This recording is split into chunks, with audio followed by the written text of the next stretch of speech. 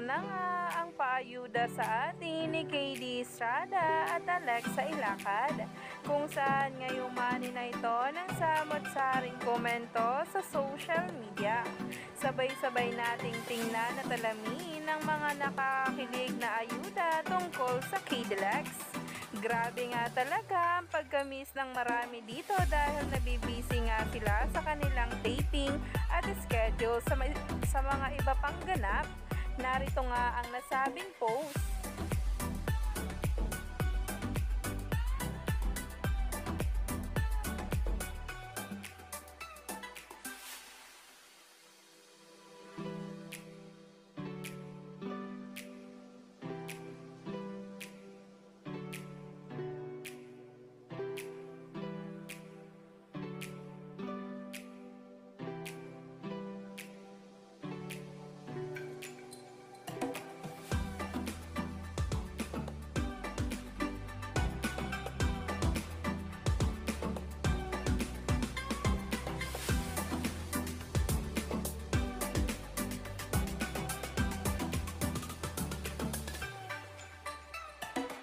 Kaya naman, stay tuned lang tayo for more updates tungkol mismo kay Alexa Ilacad at KD Estrada sa mga susunod na araw.